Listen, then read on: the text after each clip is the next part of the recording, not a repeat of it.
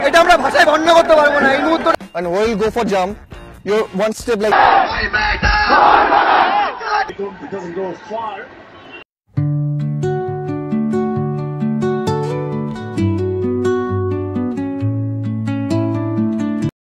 Hi everyone, welcome to my channel Moments with Momita. So today this is my first podcast and আজকে যে পডকাস্টটা হবে সেটা হচ্ছে none other than the Shilton Paul. তো শিলটন পলের সাথে আজকে ফার্স্ট পডকাস্ট হতে চলেছে আমার and location is New Town and this is a auto car center service center by Shilton Paul. So let's start the podcast.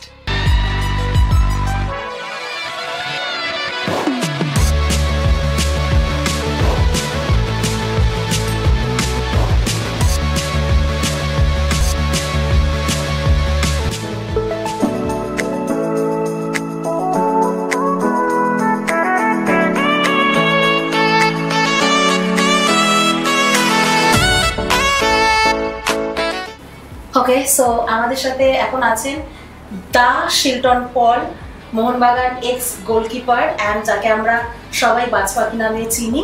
And তার আর একটা পরিচয় আছে, সে এখন হচ্ছে Mohun Bagan youth secretary.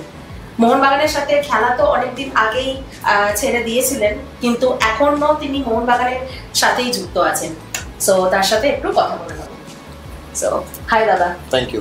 First of all how are you? ভালো আছি। ওকে, so আমি প্রথমেই জিজ্ঞাসা করবো যে শিলটন নামটা খুব ইউনিক অ্যান্ড এটার একটা মিনিংস আছে এটা দেওয়ার পিছনে, সো সেইটা একটু জানতে চাই। বাবা নিজে প্লেয়ার ছিলেন, আর আমি যখন হয়েছিলাম তখন বাবা চেয়েছিলেন যে আমি ফুটবল প্লেয়ার হই আর গোলকিপার হই। তো সেই থেকেই বাবা পিতা শিলটনেরও ফ্যান ছিলেন, তো সেই থেকেই বাবা নাম রেখেছিলেন শিলটন। ওকে, তো আমরা যেমন জানি যে 14 বছর মোহনবাগান ক্লাবে খেলেছেন আপনি। তার আগে 2006 পর্যন্ত, 2000 থেকে 2006 পর্যন্ত টাটা ফুটবল একাডেমি। ওকে, সো তারপরে মোহনবাগান ক্লাবের সাথে যুক্ত 14টা বছর। মানে একটা প্লেয়ারের পক্ষে মানে একটা ক্লাবে কন্টিনিউ করা এটা হিউজ একটা ব্যাপার। সো যেখানে অন্য প্লেয়াররাও আছে যারা অন্য ক্লাবে চলে গেছে, আইএসএল এর অনেক ক্লাবে বা কিছু। তো এটা একটু এক্সপ্লেন করুন যে কিরকম মানে এই এত বছর একটা ক্লাবে খেলা, আপস অ্যান্ড ডাউন সবকিছু দেখে এসে কিরকম কিছু জানি। জয়েন যখন করেছিলাম তখন কখনো এক্সপেক্ট করিনি যে এত বছরে খেলবো। তো আমি আমার ছোটবেলার কোচ ছিলেন মহতোষ রায়, তিনি মোহনবাগান খেলেছেন। তিনি বলতেন যে তুই এই ক্লাবে শুরু করছিস, এই ক্লাবে ইন্টারভিউ করবি। তো কিছু কথা বলে না, লেগে যায়, তো হয়তো ওনার কথাও কিছুটা লেগে গেছে। তো আমার যত দিন যায় না তত বেশি আমি মোহনবাগানের প্রতি ভালোবাসাটা আমার মধ্যে থাকে, ফিলিংসটা গড়ে করতে থাকি সমর্থকদের জন্য। কেননা একটা মানে একটা প্লেয়ারের কেরিয়ারে কখনো সবসময় তো ভালো ম্যাচ হতে পারে না, আপ ডাউন সবসময় ছিল। যখন ভালোটা হয়েছে তখন মানুষ আমার ভালোবাসা দিয়ে, খারাপ হয়েছে তখন বিদ্রুপ করেছে। তো এটা সারা জীবনই চলতে গেছে এবং আমার মনে হয় এই 14 বছরে এই ফেজটা খুবই সুন্দর একটা ফেজ ছিল, ভালো খারাপ মিলিয়ে। আমার মনে হয় বিং এ গোলকিপার, একটা গোলকিপারের কাছে মেনলি 14 বছর কাটানো অন্য প্লেয়ার থেকে অনেক ডিফিকাল্ট। তার একটাই কারণ, বিকজ আমার সবসময় মনে হয় যে অন্য কোনো পজিশনে যদি কোনো প্লেয়ার হয়, সে যদি খারাপ খেলে তাহলে তাই সে হয়তো কিছু ম্যাচ পর আবার চান্স পেয়ে যায়। কেননা একটা পজিশনে 2 কি 3টে প্লেয়ার রয়েছে, সে একটা ডিফেন্ডার মিড বা একটা হাফ, সে হয়তো কোনো একটা ম্যাচ খারাপ করছে, 2-4টে ম্যাচ পর যদি তার কোনো তার সময় একটা প্লেয়ার যদি খারাপ খেলে আবার চান্স পেয়ে যায়। একটা গোলকিপারের ডিফিকাল্ট হয়ে যায়, একটা গোলকিপার যদি গোল খায় বা খারাপ ম্যাচ হয়, তারপর আবার তাকে কাম ব্যাক করা থাকে। আরও একটা টিমে 4জন গোলকিপার থেকে তাকে আবার কাম ব্যাক করা, সেই জায়গায় এই 1 বছরের মধ্যে আমার নিজেকে প্রুভ করা দিস মাচ মোর ডিফিকাল্ট। আর আমার মনে হয় কলকাতার ময়দানটা সবসময়ের জন্য নিজেকে পারফর্ম করতে হয়। যদি তুমি ফেলিয়ার হও আবার তোমাকে খুব তাড়াতাড়ি পারফর্ম করতে, তোমাকে কাম ব্যাক করতে হয়। তো সেইভাবে স্ট্রাগল ছিল এবং আমার মনে হয় যত বেশি কাম ব্যাক করা যায় তত বেশি সে সাস্টেন করতে পারে কলকাতা। আমার কাছে কামব্যাকটা খুব ইম্পর্টেন্ট ছিল, আমি সময় ট্রাই করতে কামব্যাক করেছি একদম। তো এর সাথে একটা কোয়েশ্চেন আসে যে 14 বছর এর পরেও তো আরো তো খেলতে পারতে, তুমি বলছি, ঠিক আছে? সো এরপরে তো আরো খেলতে পারতে, মানে 14 বছরই মানে তোমার যেটা এজ সেই হিসাবে তুমি তারপরেও খেলতে পারতে, কন্টিনিউ করতে পারতে, মানে ছেড়ে কেন দিলে? মানে ছাড়ার কথা বলছো কি ফুটবল কেরিয়ার ছাড়ার কথা ফুটবল নাকি কেরিয়ার পুরো ছাড়ার কথা মোহনবাগান না, শুধু মোহনবাগান না, পুরো ফুটবল কেরিয়ারটা মানে ছেড়ে দিলে কেন? মানে ওখানে আমি 40 ইয়ার্স মোহনবাগান খেলার পর তারপর আর কিছু ক্লাবে খেলেছি, আমি চার্চিলে খেলেছি 2 বছর, কিছু কলকাতা লিগেও ম্যাচে খেলেছি, বাট সামহাও আমি কন্টিনিউ করতে পারতাম। বাট আমার কোথাও মনে হয়েছিল যে যে কোনো প্লেয়ার তার একটা শেষ কখন সেটা জানা খুব দরকার। সেই প্লেয়ারটি যদি মনে করে যে না আমি যত বছর পাচ্ছি কন্টিনিউসলি খেলে যাবো, তো না, তাই একটা গ্র্যাপ থেকে যখন ডাউন হতে হতো এমন একটা সময় হয় তখন লোকে খারাপ বলে, লোকে বাসটা কথা বলে, বাজে গোল খাচ্ছে, বাজে খেলছে, গোল করতে পারছে না। তো সেই জায়গা পর্যন্ত আমি যেতে চাই। তো আমার মনে হয়েছে যে আমি নিজের একটা স্ট্যান্ডার্ডের জায়গা পর্যন্ত রেখে তারপরে মনে হয় যখন আমার বুঝতে পারছি যে হ্যাঁ আমার হয়তো আর 2-3 বছর আছে বা সেই এন্ড পয়েন্টে লাগে, তার আগে মনে হচ্ছে আমার স্টপ করা উচিত এবং আমি স্টপ করি। এবং অ্যাজ ওয়েল এজ আমি নিজে কিছু পার্সোনাল কাজেও ব্যস্ত ছিলাম, আমার কিছু বিজনেস রয়েছে সেই নিয়েও বিজি হয়ে গেছিলাম, তো এই কারণে আমার ছিল। Okay, so now becomes to your business. তো এখন তুমি পুরোপুরি একটা বিজনেসম্যান, তো সেটার ব্যাপারে বলো যে ফুটবলার থেকে পুরোপুরি এখন বিজনেসম্যান, এতগুলো বিজনেস, তো সেই ব্যাপারে কিছু বলো, বিজনেস ব্যাপারে। না অ্যাকচুয়ালি আমাদের হ্যাঁ বেশ কিছু বিজনেস রয়েছে, এর মধ্যে একটা রিসর্ট রয়েছে ঝাড়গ্রাম কেকামনি নাম, দুটো রেস্টুরেন্ট রয়েছে ব্যারাকপুরে, একটা ক্যাফে, একটা রেস্টুরেন্ট, একটা গাড়ির ওয়ার্কশপ রয়েছে, একটা পার্লার রয়েছে। হ্যাঁ, যেই গাড়ির ওয়ার্কশপে আমরা এখন এই পডকাস্টটা করছি, এরকম কিছু রয়েছে এবং কামিং ডেজ আরো কিছু আমাদের প্ল্যান রয়েছে আমার। তো আমি খুব একটা বেশি যে সবসময় আমাকে দেখতে হয় তা নয়, বিকজ আমার যে টিম রয়েছে টিমও খুব ভালো, যারা কাজ করছে, তো সবকিছু সুন্দরভাবে চলছে, ভালো চলছে। তো বিজনেস তো চলছে, বিজনেসের সাথে সাথে হঠাৎ কেন মনে হলো যে মোহনবাগান ইউথ সেক্রেটারি হওয়া যায়, মোহনবাগান ক্লাবের সাথে আবার যুক্ত হওয়া যেতে পারে, মানে এই জিনিসটা কেন হঠাৎ মাথায় এলো? মানে এটা কি আগে থেকে চাইছিলে যে মোহনবাগানের সাথে যুক্ত হতে? না, একটা এখানে আমি একটু ইয়ে করছি যে আমার মনে হয় আমি কখনো ক্লাব তো ছাড়ি, মানে ক্লাব ছেড়েছি, ছাড়া বলতে তুমি হয়তো আমার লাস্ট একটা ভিডিও দেখবে যে আমি বলেছিলাম যে হ্যাঁ আমি ছেড়ে যাচ্ছি তবে ফিরবো, তো হয়তো ফিরতে চেয়েছিলাম এজ এ প্লেয়ার হয়ে, সেটা হয়নি, সেখানে অফিসিয়াল হয়ে ফিরেছি। যখন আমি মোহনবাগানের মেম্বার সমর্থক খেলেছি মোহনবাগানের বাইরে তো ভাবতে পারি না, যদি সেখানে কোনো একটা সুযোগ পাই, সে খেলা না হলে মোহনবাগানকে সেবা করার জন্য সুযোগ, তাহলে তার থেকে তো আর ভালো কিছু হতে পারে না। তো বেসিক্যালি মায়ের সেবা করতে ফিরেছি, এত বড় সুযোগ পেয়েছি, জায়গা পেয়েছি, তো সেটাই করছি একদম। অ্যান্ড এর সাথে মোহনবাগানের তুমি ইউথ সেক্রেটারি, তার মানে কিছু প্ল্যানিংস তো আছেই, যেহেতু ইউথ সেক্রেটারি, ইউথদের নিয়ে বা ইন ফিউচার কোনো প্ল্যানিং কি ভেবে রেখেছো, কি করার ইচ্ছা আছে? সেই আমাদের কিছু মাস হয়েছে যে আমরা নতুন আমাদের বোর্ড হয়েছে, হওয়ার পরেই আমাদের শুধু তাড়াতাড়ি আমাদের মোহনবাগান ডে নিয়ে আমরা খুব ব্যস্ত ছিলাম, সেটাও কমপ্লিট হয়েছে। তারপর এখন আমরা আমাদের কিছু কাজের প্ল্যান রয়েছে সামনে, এবং আমাদের যারা আছেন মানে প্রেসিডেন্ট সেক্রেটারি আছেন তাদের সাথেও আমরা আসলে বসে চেষ্টা করছি যে আমরা কি কি ডেভেলপমেন্টের কাজ ইউথ ডে নিয়ে করতে পারি, সেই ইউথ দিনে কি করা যায় সেটা নিয়ে আমরা মানে এর মধ্যে কোথাও বসে আমরা প্ল্যান করছি। Okay, so being a content creator and YouTuber, আমি যখন কোনো ভিডিও আপলোড করি, ভিডিওর নিচে কমেন্ট একটা আসে, সেটা মানে একটা মেয়ে হিসাবে আমি সেটা খুব ফিল করি, কানেক্ট করতে পারি যে ইস্ট বেঙ্গলেরও ওমেন্স টিম আছে, মোহনবাগানের সেটা নেই।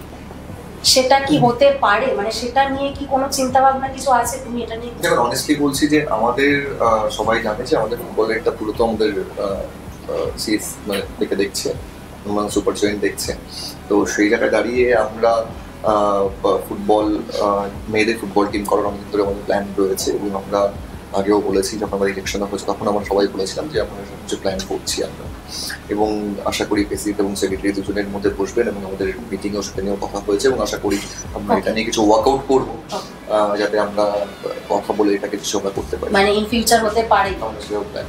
ওকে ওকে, সো এই আমি যতটা শুনেছি যে তুমি ডান্স খুব ভালো করতে একটা টাইমে, and obviously you are handsome hunk, good looking. So তোমার মনে হয়েছে কখনো যে ফুটবল ছেড়ে অন্য কোনো মানে এন্টারটেনমেন্ট ইন্ডাস্ট্রি বা সেই সব কিছুতে যাওয়া যেতে পারে বা কিছু, নাকি প্রথম থেকেই ফুটবলেই ইচ্ছা ছিল আসে? আমি এটা মানে আমি ডান্স ভালো করি এটা ঠিক নয়, মানে সেরকম নয়, মানে হ্যাঁ ওই আমার মনে হয় ডান্স পজিটিভ এনার্জি বিয়ে করে সব সময়। তো আমার যখনই কোনো ফ্রেন্ড সার্কেল থাকে, বন্ধু থাকে, বা আমি যখন খুব ভালো মুডে থাকি তখন, বা আমি আমার বাড়িতে যখন আমার ছেলে রয়েছে তখন ওর সাথেও, আজকে সকালে সকালের সাথে আমি ডান্স করেছি। তো মানে ইটস কাইন্ড অফ ওই হ্যাঁ একটা মানে একটা মনে হয় খুব একটা পজিটিভ একটা এনার্জি শেয়ার করে সবসময় ডান্স। তো সেরকমই একটা ব্যাপার, মানে আমি খুব ভালো মুডে থাকলে আমি খুব। অ্যান্ড সেকেন্ডলি রইল প্রফেশনের কথা, আমি ফুটবলের বাইরে কিছু ভাবিনি কখনো। হ্যাঁ একটি মুভি করেছিলাম, কিছু মুভি অফারও পেয়েছিলাম, বাট ওটা করা হয়ে ওঠেনি। কিছু মডেলিং অফার পেয়েছিলাম, সেইভাবে খুব যে করার টাইম পেয়েছি বা খুব যে টাইম দিয়েছি সেটা নয়। বাট হ্যাঁ মানে কিছু কথা চলছে এখন রিসেন্টলি। আচ্ছা, এটা কিন্তু নতুন জানা গেল, মানে চলছে। আচ্ছা, তো সেরকম যদি হয় অবভিয়াসলি হয়তো কিছু ওকে। সো আমরা আগামী দিনে দেখতে চলেছি শিল্টন দাকে। সেরকম যদি হয় মানে দেখি একটা মানে সেটা কি কোনো অবভিয়াসলি এন্টারটেইনমেন্ট ওয়ার্ল্ডে কোনো মানে কিছু মডেলিং কিছু কথা, আচ্ছা কোনো এমনি কোনো ওয়েব সিরিজ বা এসব কিছুতে আছে? সেটা এখনো কথা হয়নি, বাট হ্যাঁ একটা কথা হয়েছে। বাট হ্যাঁ অবভিয়াসলি আমার সবকিছুর বাইরে টাইমটাকে ম্যানেজ করে হয়েছে। সো এখন ডার্বি অলওয়েজ খুব একটা ইম্পর্টেন্ট ম্যাচ থাকে, যেখানে ইস্ট বেঙ্গল মোহনবাগান নিয়ে অনেক কিছুই হয়, অনেক সিচুয়েশন আসে, মানে মারামারি থেকে শুরু করে অনেক রকম কিছু ফেস করতে হয়। সো যখন যেই টিম হারে বা যেই টিম জেতে সেখানে অনেক কিছু এরকম চলতে থাকে, ইট পাটকেল ছড়ে, বা আমার বাবার কাছেও শুনেছি তখন তো আরো আগে নাকি আরো বেশি কিছু হতো, মানে অনেক মারামারি, অনেক ঢিল ছোড়াছুড়ি এইখান থেকে ওইদিকে। তো এইসব যেগুলো এখন তাও অনেকটা আছে, তো সেটা নিয়ে তুমি কি কখনো এরকম ফেস করেছো? তুমি তো অবভিয়াসলি আই লিগ জিতেছো, তারপরে ফেডারেশন কাপ জিতেছো, তো ওই যে টাইমটা মানে 2014-15 বা ওই যে সিজনটা 2019-20, তো সেই সিজনটাতে মানে খুব আপস অ্যান্ড ডাউনস ছিল, তুমি সবটাই দেখেছো জার্নিতে। তুমি এটা ফেস করেছো যে ওরকম মারামারি হচ্ছে বা তোমার উপর এরকম কোনো তোমাকে ফেস করতে হয়েছে এরকম কোনো সিচুয়েশন? আমার মনে হয় এখন ফুটবল নিয়ে মানুষ যতটা আবেগপ্রবণ, আগে বেশি আরো বেশি আবেগপ্রবণ ছিল, ইমোশনটা আরো বেশি ছিল। আমি বলবো না এখনো আছে, বাট আগে আরো বেশি ছিল। আগে এখন আর প্রফেশনালিজম হয়ে গেছে বলে এখন স্টেডিয়ামে সিট ক্যাপাসিটি অনেক কমে গেছে, যেন লোকও কম যেতে পারে। আগে তো সেরকম ছিল না। আগে আমরা যখন খেলেছি তখন ওই সময় যেহেতু সিটিং ক্যাপাসিটি অনেক বেশি ছিল, 1 লাখের উপর লোক আসতো স্টেডিয়ামে। তো সেই জায়গায় দাঁড়িয়ে মাঠে প্রচুর লোক আসতো, ক্লাবে লোক আসতো অনেক, তো এই জন্য আবেগটা অনেক বেশি ছিল, কারণ প্লেয়ারের সাথে ডিরেক্ট কানেক্ট করতে পারতো। এখন কি হয়, এখন প্লেয়ারদের প্র্যাকটিস দেখা যায় না, গ্রাউন্ডে যাওয়া যায় না, ক্লোজ ডোর হচ্ছে, বা প্লেয়ারের সাথে ডিরেক্ট কানেক্ট করা যায় না বা কথা বলা যায় না। আগে কি হতো, আমরা যখন ক্লাবে যেতাম তখনও আমাদের সাপোর্টার রয়েছে, যখন বেরোচ্ছি তখন সাপোর্টার রয়েছে, মাঠে এসছে এগুলো প্র্যাকটিস দেখছে, তো কানেকশনটা অনেক বেশি ছিল বলে আবেগটাও বেশি ছিল। তো সেই জায়গায় দাঁড়িয়ে যেখানে আবেগ বা ইমোশন বেশি আসবে সেখানে যেমন তোমার ভালোবাসা আসবে, রাগটাও বেশি আসবে। তো বেসিক্যালি যখন খেলা হতো শুধুমাত্র মোহন ম্যাচ বা অন্য ম্যাচেও হয়েছে এরকম, যে ম্যাচ খারাপ হয়েছে আমাদের ক্লাবের গ্রাউন্ডে, ম্যাচ কলকাতা লিগের ম্যাচ খারাপ হয়েছে, আমরা গ্রাউন্ড থেকে বেরোতে পারি, আমরা গ্রাউন্ডে আটকে রয়েছি, পুরো দর্শক বাইরে ঘিরে রয়েছে। আবার আমরা কলকাতা লিগ জিতেছি, আমাদের মাথায় করে নিয়ে আমাদেরকে স্টেডিয়ামে আমাদেরকে ক্লাবে নিয়ে গেছে, আমাদেরকে গাড়ি করে নিয়ে। খারাপ ম্যাচ হয়েছে বলে স্টেডিয়ামে আমাদের গাড়ি ভাঙা হয়েছে। আবার ভালো ম্যাচ হয়েছে বলে আমাদেরকে সেম দর্শক মাথায় করে নিয়ে বাড়ি গেছে, বা গিফট দিয়েছে, গোল্ড রিং দিয়েছে কাউকে, বা অনেক কিছু দিয়েছে। তো সেটাই আর কি, সেই সময় ইমোশনটা অনেক বেশি ছিল, বিকজ কানেকশন বেশি ছিল। আগে অনেক বেশি আমরা দেখেছি, এখন তো লোকে এগুলো মানুষ অনেক ইয়ে হয়ে গেছে, যে সেন্সিবল হয়ে গেছে, যে খারাপ খেলাটা খারাপ হলেও মানুষকে ক্ল্যাপ করছে না, ভালো হয়েছে কোনো ব্যাপার না, আবার নেক্সট দিন আগে এগুলো সব ছিল। খারাপ খেলেছো মানে গালাগালি, হ্যাঁ ভালো খেলেছো তো ঠিক আছে মাথায়। তো এইরকম কোনো সিচুয়েশন হয়েছে কখনো মানে বৌদিকে নিয়ে বা ফ্যামিলিকে নিয়ে এসেছো খেলা দেখতে অ্যান্ড তখন মানে এইসব মানে ফেস করতে হয়েছে তারাও খেলা দেখতে হ্যাঁ মানে তোমার ম্যাচ ছিল ঠিক আছে তারা খেলা দেখতে এসেছে তাদেরকে এরকম ফেস করতে হয়েছে বা শুনেছি এরকম কিছু? হ্যাঁ মানে আমার মা ওয়াইফ কম যেত, আমার বন্ধু বাবা বা আমার কোচরা সবাই যেত। তো যখন খেলা দেখতে এসছে খারাপ হয়েছে ভালো হয়েছে সবাই ফেস করেছে, ফেস করতেই হবে এটা। তো এখন অনেক বেশি বললাম সেন্সেবল এখন মানুষ, এখন অনেক বেশি না এখন প্লেয়ারের গার্লফ্রেন্ড আছে বা প্লেয়ারের বউ আছে ঠিক আছে আর না ও থাকলে গরুর সামনেই গালাগালি করবে এই ওটা খারাপ হয়েছে ভালো আছে, তো এটা চলতে হবে। ওকে, তো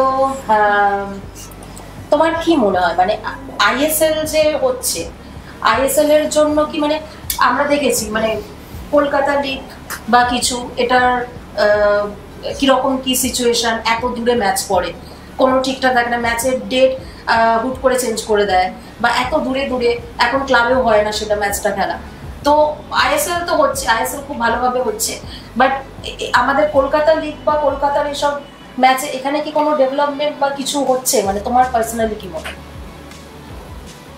দেখো আমি সোজা কথা বলতে পছন্দ করি, সবসময় বলেও এসেছি আমার মনে হয় কলকাতা লিগ যেভাবে যেটা দেখে এসেছি আর এখন যেটা হচ্ছে আমি একদম স্যাটিসফাই নই। কেননা লিগে বিভিন্ন কিছু দেখা যাচ্ছে শোনা যাচ্ছে, ম্যাচ ফিক্সিং থেকে শুরু করে বিভিন্ন কিছু সবাই সেটা জানে, সেটা খুবই মানে আনএক্সপেক্টেড। তার থেকে আরো বড় কথা লাস্ট ইয়ার লিগের একটা মানে লাস্ট ইয়ার লিগ পুরো কমপ্লিট হয়নি, এক্স্যাক্টলি সেটা নিয়ে কোর্টে মামলা চলছিল, এটা চলছে।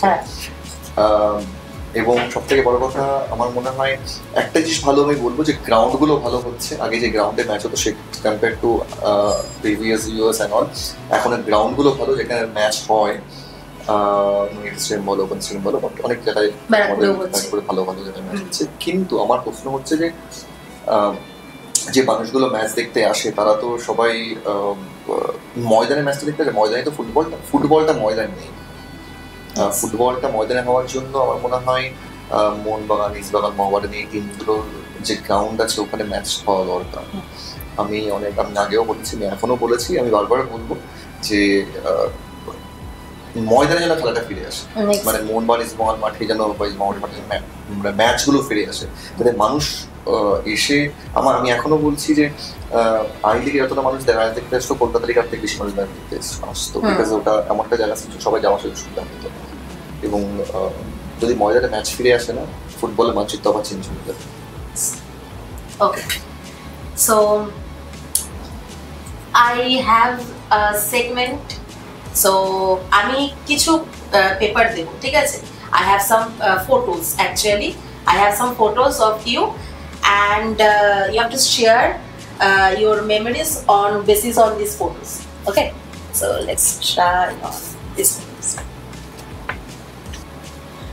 একবার ক্যামেরায় দেখিয়ে দাও। এটা তো নতুন কিছু নয়, এটা হচ্ছে আই লিগ জেতার পর রুমে যখন আমরা সবাই আসি এসে আমরা সবাই আই লিগ নিয়ে আমরা সবাই ফটো তুলছিলাম, সবাই খুব এক্সাইটেড ছিলাম, একটা আলাদা মুভমেন্ট ছিল যে আই লিগ এসে এত বছর পর। তো সেই সময় ড্রেসিং রুমের ফটো ছিল এটা।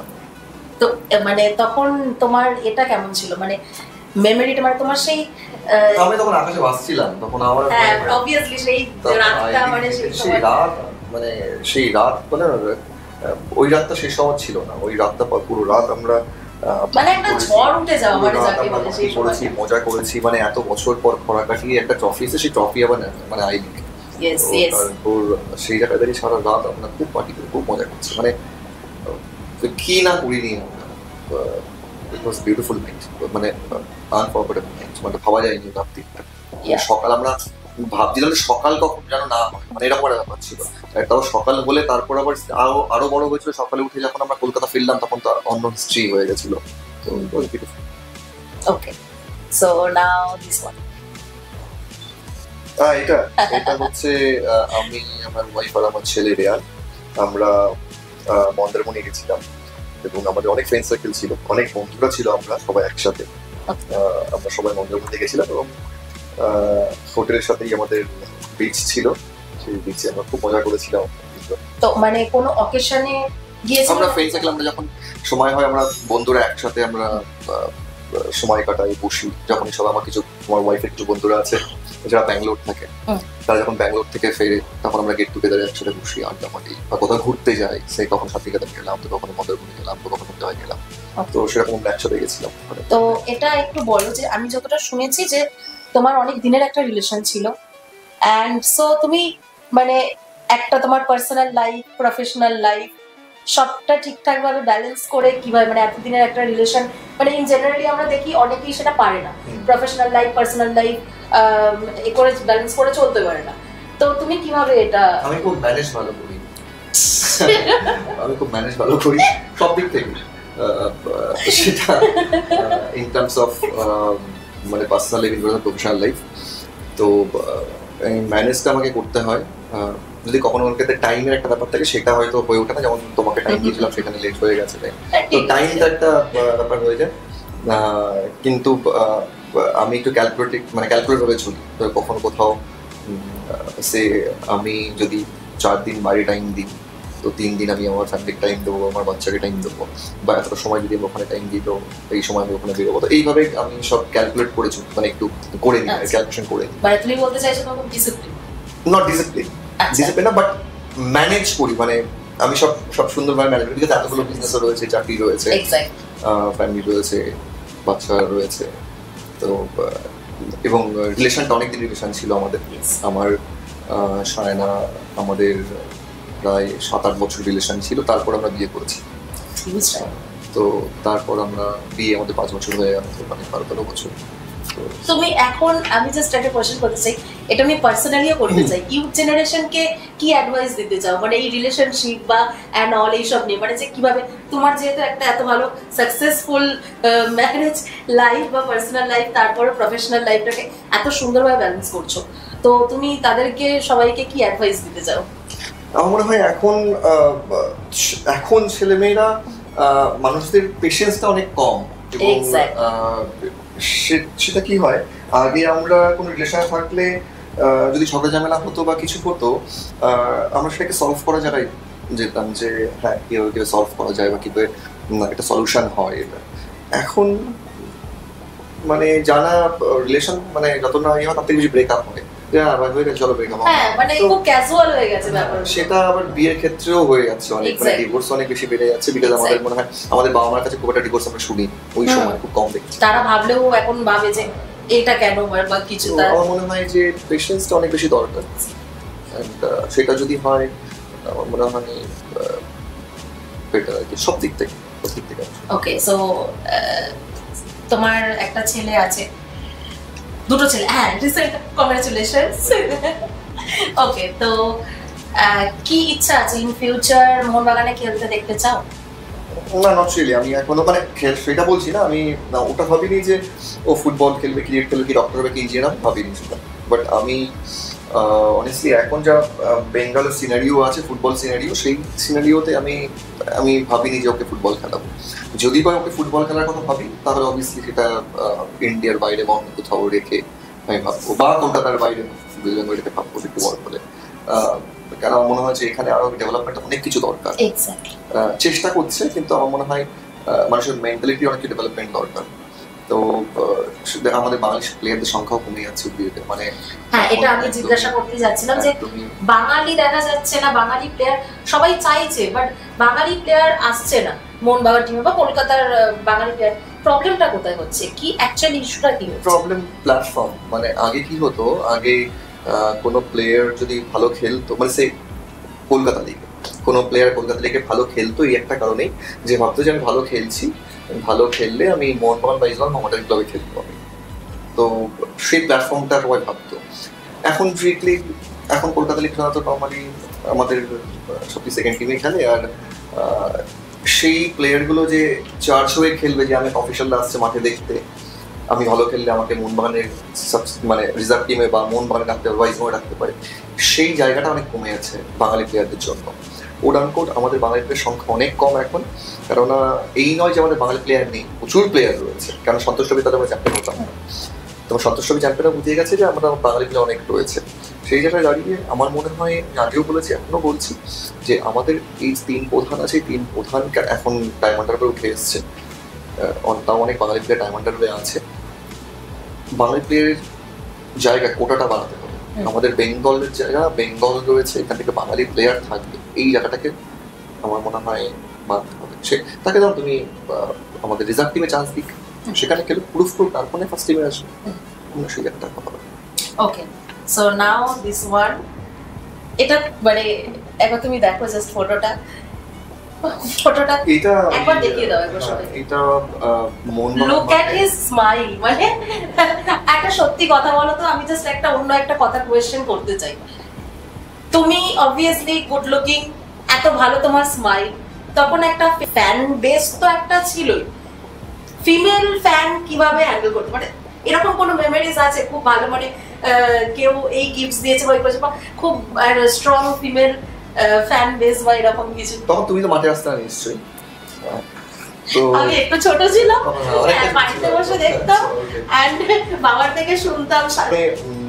আমাদের সময়, ওই সময়টায় আমাদের সময় একদম খুব পুরনো হয়নি যদিও, ওই সময়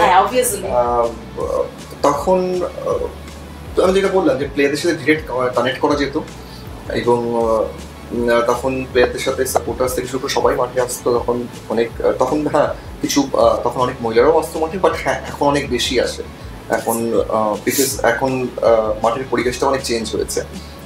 অবভিয়াসলি ফ্যান ছিল, সবারই থাকে, আমারও ছিল,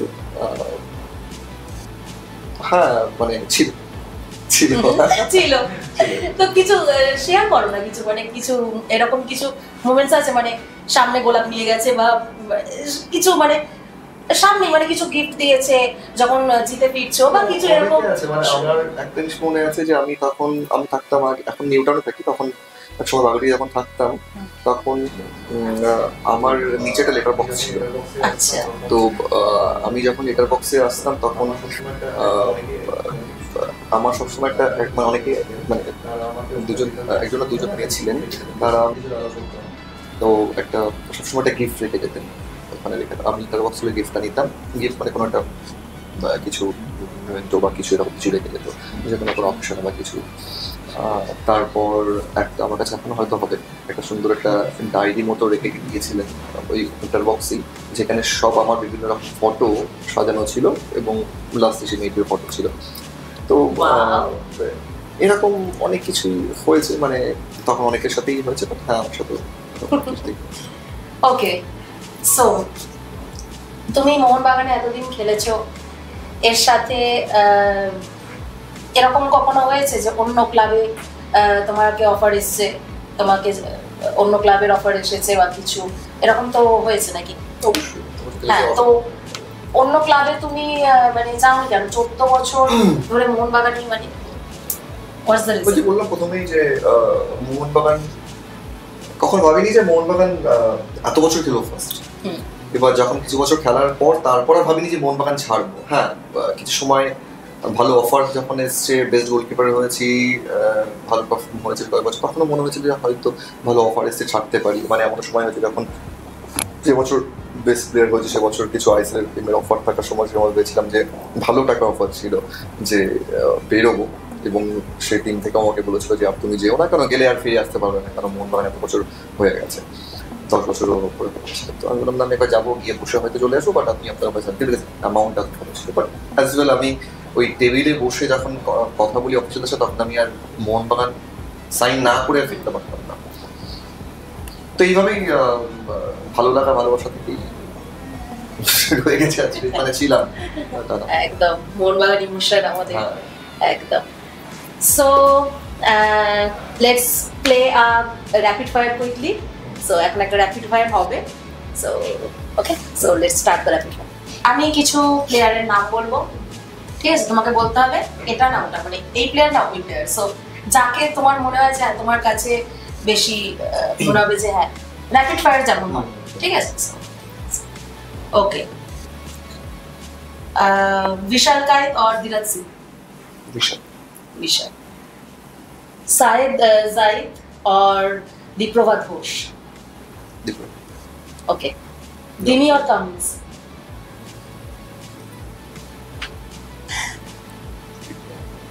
দিবি। ওয়াই? আমার মনে হয় দিমি আরো অনেক ভালো গোল ক্যাপ্টেন এবং অনেক পজিটিভ একটা টিমের জন্য। ওকে, তো আমার কাছে ইয়েস, শিওর। ওকে, সো পিটার থাঙ্গারাজ আর শিবাজি ব্যানার্জি? শিবাজি ব্যানার্জি, বিকজ আমি ওনাকে দেখেছি কাছ থেকে। ওকে, অ্যান্ড প্রীতম কোটাল আর প্রবীর দাস? ওই দুজনে খুব কাছে, খুব কাছে দুজন, দ্যাটস ওয়াই আমি জিজ্ঞাসা করলাম। খুব কাছে। প্রীতমের সাথে তো অফিসে সবসময় দেখা হয়, আর কবিরও মাঝে মাঝে ফোনে কথা হয়। দুজন ডিফারেন্ট পজিশনে খেলে, চুজ করা ডিফিকাল্ট, বাট আমি অবশ্যই মানে জানি না, সত্যি চুজ করা ডিফিকাল্ট। দুজন আমি খুব কাছে। তাও র্যাঙ্কিং কিছু যদি মানে 1 to 10, চলো একটু ইজি করে দিই। 1 to 10 তুমি যদি 9.5 দাও। প্রীতম and 8.5 কবি। ওকে, ঠিক আছে, চলো। ওকে, সো নাও মেসি আর রোনাল্ডো? Ronaldo fan? ওকে, মানে অবভিয়াসলি আমার মেসিও খুব ভালো লাগে, কিন্তু Ronaldo is compact footballer. okay, so okay, that's it. This is the rapid fire round. Okay, so thank you so much Shilton দা এতক্ষণ টাইম দেওয়ার জন্যে, অ্যান্ড থ্যাঙ্কস। আমি অ্যাকচুয়ালি না একটা কথা শেয়ার করতে চাই। আমার খুব ছোট্ট একটা চ্যানেল গ্রো করছে, মোহনবাগান নিয়ে অবভিয়াসলি কাজ করি, যেমন তোমরা জানো। বাট মানে শিল্টন দা যে টাইম দেবে, শিল্টন দার সাথে যে পডকাস্ট করার চান্স পাবো, অ্যালাউ করবে, আমি সেটাই কখনো ভাবিনি। So thank you so much তার জন্য। অ্যান্ড এখন গিয়ে মনে হচ্ছে এই যে ভিডিও করছি বা এই যে স্ট্রাগলটা করছি বা এত কিছু, এখন গিয়ে মনে হচ্ছে হ্যাঁ কিছুটা করতে পারছি, যে এত বড় একটা মানুষের সামনে বসে আমি পডকাস্ট করার সুযোগ পাচ্ছি। So thank you so much. So this is it, and this was my first podcast. So how is your experience to podcast with me? এটা ভালো করছো। আমি তোমার কিছু চ্যানেলে কিছু বেশি ভিডিও দেখেছি এবং মোহনবাগানকে ভালোবাসো দেখেছি, আমি মোহনবাগান নিয়ে কাজ করছো। আর আমি আশা করবো তোমার পডকাস্টের চ্যানেল খুব ভালো হোক, খুব গ্রো করুক, সব মানুষের ভালোবাসা অনেক আসুক এবং কামিং ডেজ আরো অনেক ভালো। Thank you so much for this. Okay, thank you.